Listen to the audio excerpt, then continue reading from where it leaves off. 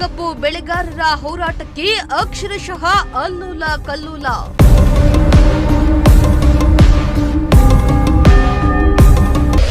ಕಬ್ಬು ಬೆಳೆಗಾರರಿಗೆ 3,500 ನೀಡುವಂತೆ ಪಟ್ಟು ಹಿಡಿದ ರೈತರ ಹೋರಾಟ.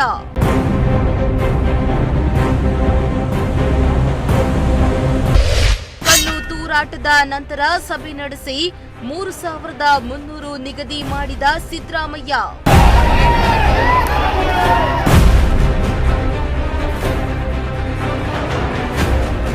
ಕಳೆದ 9 ದಿನಗಳಿಂದಲೂ ಬೆಳಗಾವಿಯಲ್ಲಿ ರೈತರು ಕಬ್ಬಿಗೆ ನ್ಯಾಯಯುತ ಬೆಲೆ ಕೊಡುವಂತೆ ಆಗ್ರಹಿಸಿ ಸರ್ಕಾರದ ವಿರುದ್ಧ ಪ್ರತಿಭಟನೆಯನ್ನ ನಡೆಸಿದ್ರು. ಬೆಳಗಾವಿಯ ಹಲವು ತಾಲೂಕುಗಳಲ್ಲಿ ಪ್ರತಿಭಟನಾ ಕಾವು ಹೆಚ್ಚಾಗಿತ್ತು. ಸರ್ಕಾರ ರೈತರ ಕಡೆ ಗಮನ ಕೊಡದಿದ್ದ ಕಾರಣ ಇಂದು ರೈತರ ಆಕ್ರೋಶದ ಕಿಚ್ಚು ಹೆಚ್ಚಾಗಿತ್ತು. ಇತ್ತ ಬೆಳಗಾವಿಯ ಹುಕ್ಕೇರಿ ತಾಲೂಕಿನ ಹತ್ತರಗೆ ಟೋಲ್ ಗೇಟ್ ಬಳಿಯ ರಾಷ್ಟ್ರೀಯ ಹೆದ್ದಾರಿಯಲ್ಲಿ ಸಾವಿರಾರು ರೈತರು ಪ್ರತಿಭಟನೆಯನ್ನ ಮಾಡ್ತಾ ಇದ್ದ ವೇಳೆ ಕಲ್ಲು ತೂರಾಟ ಕೂಡ ನಡೆದಿತ್ತು.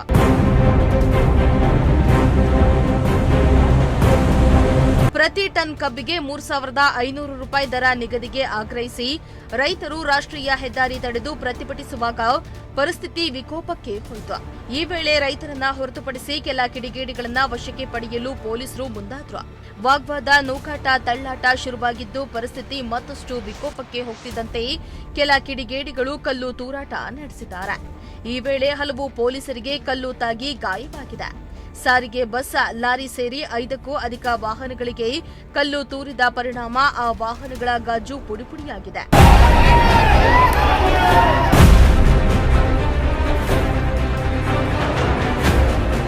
ಇನ್ನು ಸ್ಥಳಕ್ಕೆ ಜಿಲ್ಲಾ ಪೊಲೀಸ್ ವರಿಷ್ಠಾಧಿಕಾರಿ ಡಾ ಭೀಮಾಶಂಕರ್ ಭೇಟಿಯನ್ನ ನೀಡಿದ್ದು ರೈತ ಮುಖಂಡರೊಂದಿಗೆ ಮಾತನಾಡಿ ಅವರನ್ನ ಮನವೊಲಿಸಲು ಪ್ರಯತ್ನಿಸಿದ್ದಾರೆ.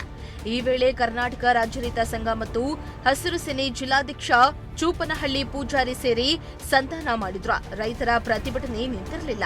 ಇತ್ತ ರೈತರ ಆಕ್ರೋಶ ಭುಗಿಲೆದ್ದಂತೆ ಸಿಎಂ ಸಿದ್ದರಾಮಯ್ಯ ಕಬ್ಬು ಕಾರ್ಖಾನೆ ಮಾಲೀಕರ ಹಾಗೂ ರೈತರೊಂದಿಗೆ ದಿಢೀರ್ ಸುದ್ದಿಗೋಷ್ಠಿಯನ್ನ ನಡೆಸಿದ್ರು. ಈ ಸುದ್ದಿಗೋಷ್ಠಿಯಲ್ಲಿ ಸರ್ಕಾರದಿಂದ 50 ರೂಪಾಯಿ ಹಾಗೂ ಕಾರ್ಖಾನೆಯಿಂದ 50 ರೂಪಾಯಿ ನೀಡಲಾಗುವುದೆಂದು ತಿಳಿಸಿದ್ರು. ಕಬ್ಬು ಬೆಳೆಗಾರರ 3,500 ಬೇಡಿಕೆಯಲ್ಲಿ 3,300 ರೂಪಾಯಿಗೆ ಒಪ್ಪಿಗೆಯಾಗಿದ್ದು ಬೆಳಗಾವಿಯಲ್ಲಿ ರೈತರು ಸಂಭ್ರಮಾಚರಣೆಯನ್ನ ಮಾಡಿದ್ರು.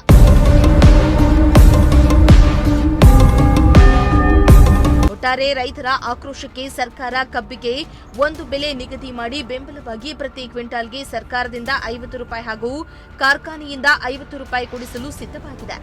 ಅದ್ಯಾವಾಗ ಸಿಎಂ ಸಿದ್ದರಾಮಯ್ಯ ದಿಢೀರ್ ಸುದ್ದಿಗೋಷ್ಠಿಯನ್ನ ನಡೆಸಿ ಕಬ್ಬು ಬೆಳೆಗಾರರಿಗೆ ಬೆಲೆ ನಿಗದಿ ಮಾಡಿದ್ರು. ಇದೀಗ ಕಬ್ಬು ಬೆಳೆಗಾರರು ಸಂತಸದಿಂದ ತಮ್ಮ 9 ದಿನಗಳ ಹೋರಾಟವನ್ನ ಕೈಬಿಟ್ಟಿದ್ದಾರೆ. ಇನ್ನು ಸಭೆಯಲ್ಲಿ ಡಿಸಿಎಂ ಡಿಕೆ ಶಿವಕುಮಾರ್, ಸತೀಶ್ ಜಾರಕಿಹೊಳಿ, ಎಚ್ಕೆ ಪಾಟೀಲ್, ಎಂಬಿ ಪಾಟೀಲ್, ರೈತರು, ಅಧಿಕಾರಿಗಳು, ಮಾಲೀಕರು ಹಾಜರಿದ್ದರು. Bureau report, Prajashakti TV.